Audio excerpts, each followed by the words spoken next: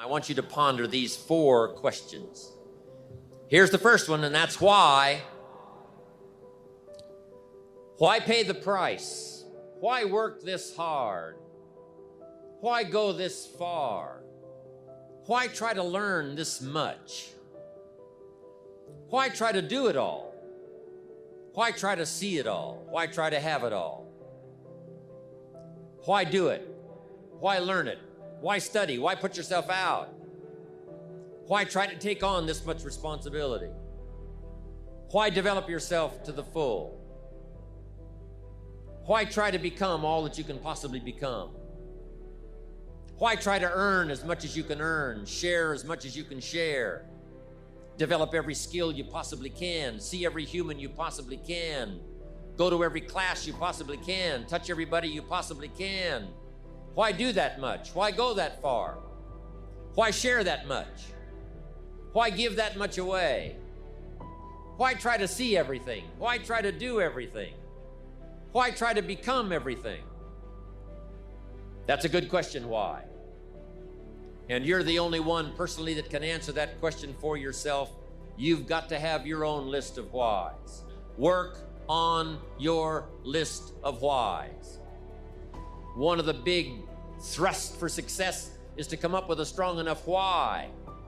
If the why is powerful, the how is easy. But if the why isn't strong, if your goals aren't powerful, if the vision isn't clear, the old prophet said, without a vision we die, without a vision we perish, without a dream we're nothing.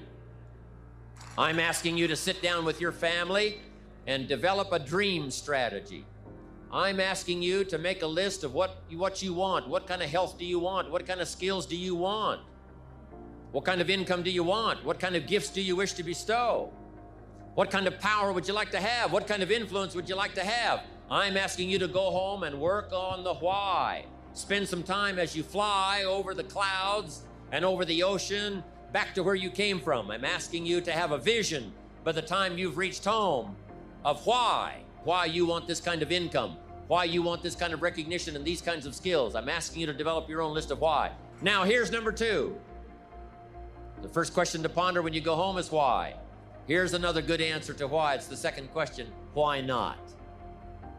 Why not see how much you can earn? Why not see how much you can learn? Why not see how many skills you can develop? Why not see what kind of person you can become? Why not see what kind of influence you can have? Why not see how many people you can rescue from oblivion? Why not see how many people you can reach? I want you to establish some of your goals. I want you to give thoughtful consideration to your goals. And why not? If we've got good health for many, why not the rest? If it's happened for you, why not others? And why not you? I want you to take that personal. Why not? Why not? You've got to stay here till you go. I mean, what else are you going to do? Why not see how much you can do, how far you can go? Now, here's number 3. Why not you? I wish I could say that to each of you individually, but it would take a couple of lifetimes to sit down and talk with each of you individually. But I would rather do that. I'd love to spend a couple of days with each of you personally and pour out my heart, my soul, what's going on in my head, what's going on with me, see if we couldn't connect and find something valuable. But time doesn't permit for us to have those intimate conversations and get to know each other that well. So I've got to do it from up here. But I want you to take it personal. And my personal question to you is, why not you? You've got the brains. You can make decisions. You can study the plan. You can change your life. You can grow immensely in the next few years. You can make your dreams come true. You can build a financial wall around your family nothing can get through.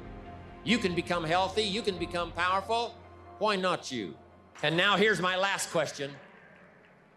My very last question on the questions to ponder is, why not now?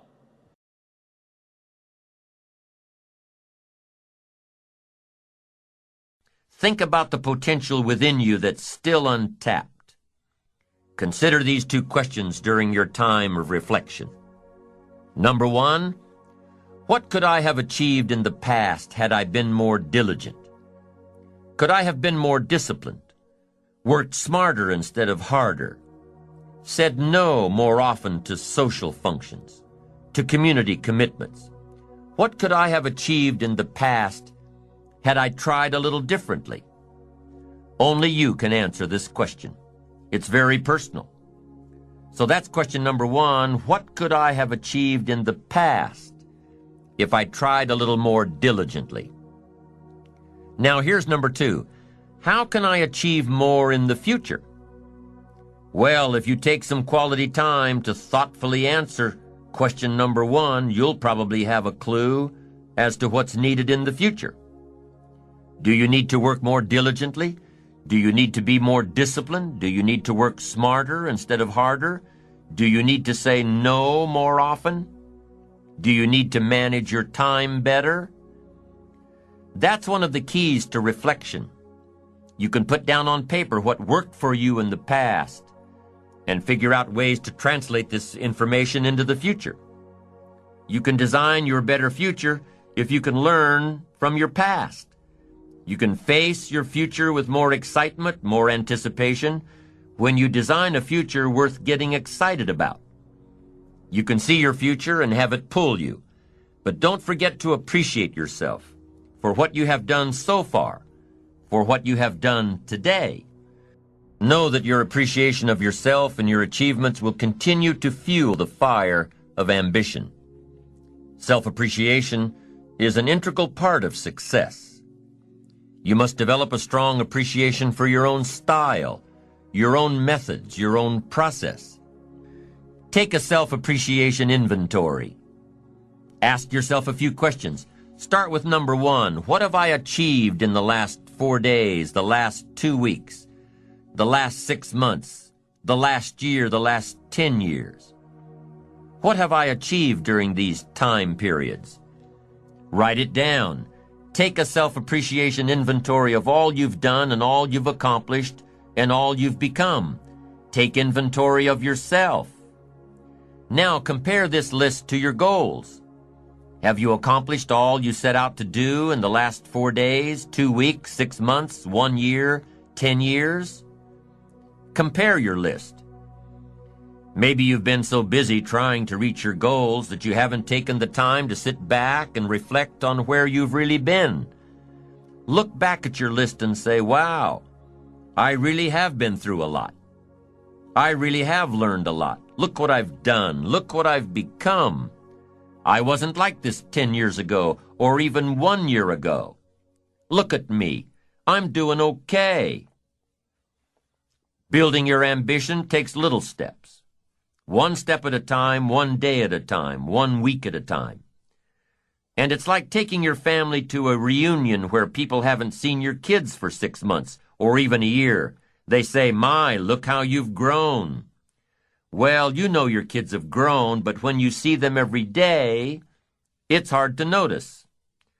So write down all your accomplishments and see where you've been and what you've done and who you've become. You'll say, oh, look how I've grown. And that's step 1 in taking a self-appreciation inventory.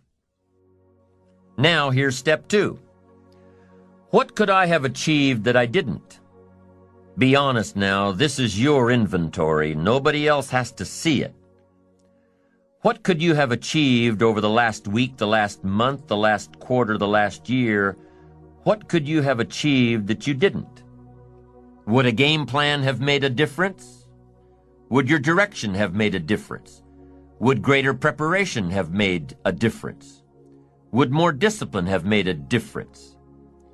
In how you changed your habits, changed your life? Would time management have made a difference? Major time over minor time. Ask yourself, what could I have achieved that I didn't? Now, take this 1 step further with number 3.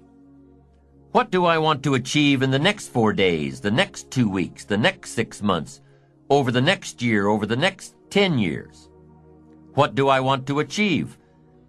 Well, all this falls in line with your goals. What you could achieve has to fall in line with what you want to achieve. What you could do has to line up with what you want to do. And what you could become has to meet, what do I want to become? Everything affects everything. And through the proper disciplines, practiced every day, through the proper disciplines, the what could I do has to match up with what do I want to do.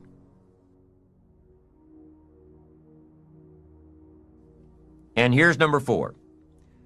What can I do to achieve this that I'm not doing now? What could I do to achieve my goals that I'm not doing now?